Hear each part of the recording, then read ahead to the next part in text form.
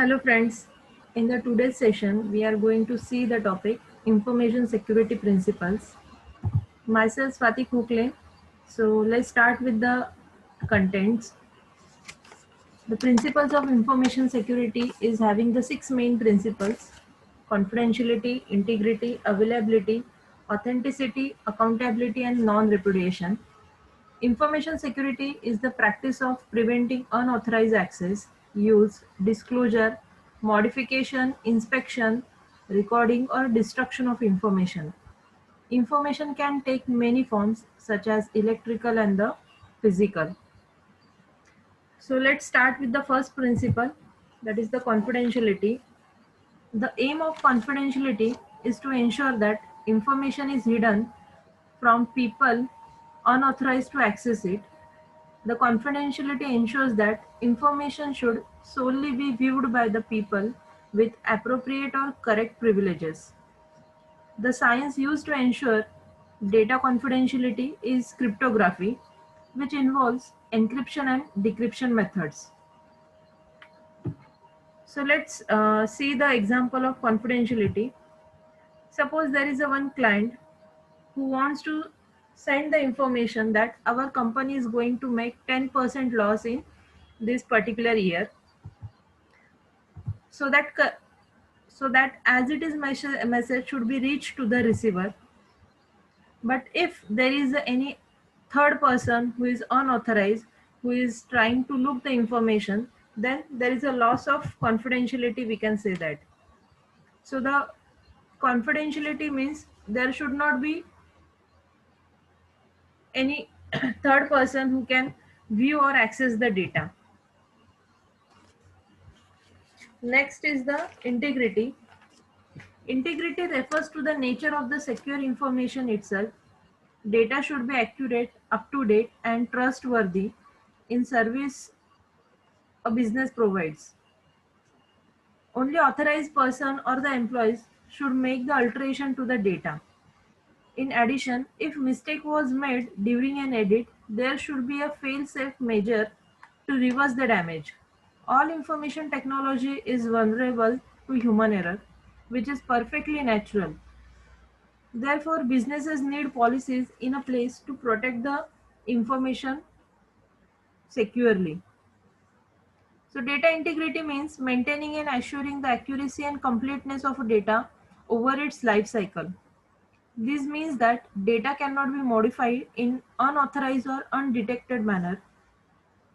This is not the same thing as referential integrity in the database. So we will see the one example of this integrity. Here also, the client wants to send the message to the receiver that the company is going to make 10% loss in this particular year, and as it is message should be reached to the receiver.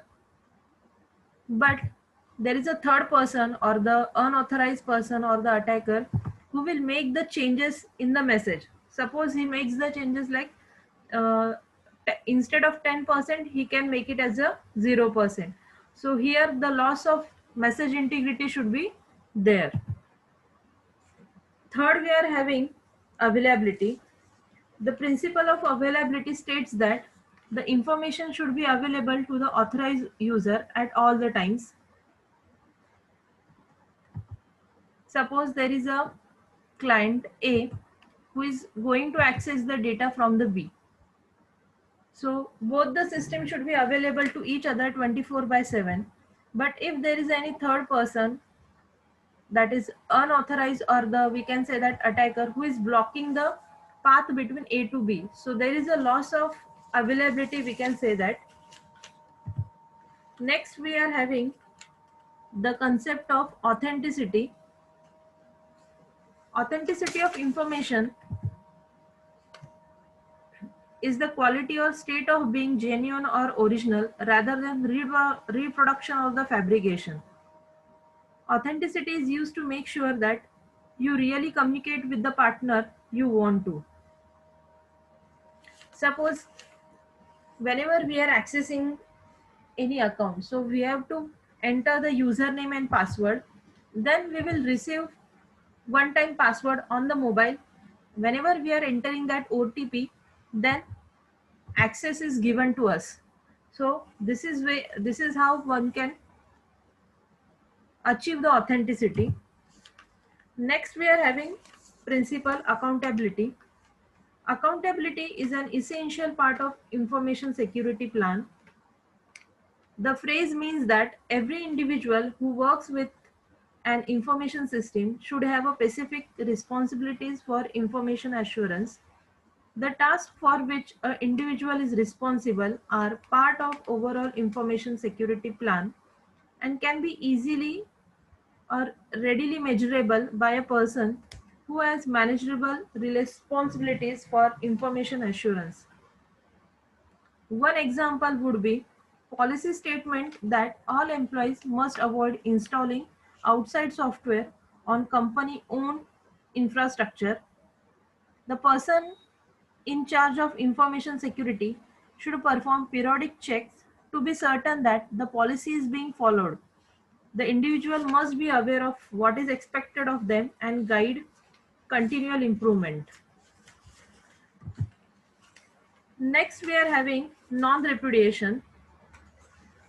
Non-repudiation is the assurance that someone cannot deny the validity of something.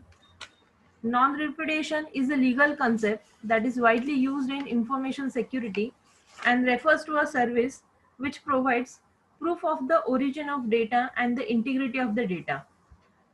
So here in the example, that client A is sending the message to the server that transfer 1000 rupees to the user B, but after some time he will deny that he has never requested to transfer 1000 rupees to the B.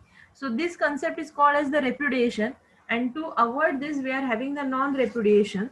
So the non-repudiation refers to a situation in which sufficient evidence exists to prevent an individual from successfully denying that he or she has made a statement or taken an action.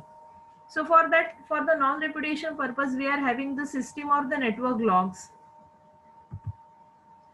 I hope you all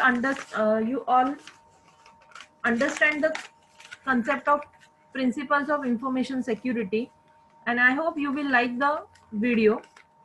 Thank you everyone. Thanks a lot.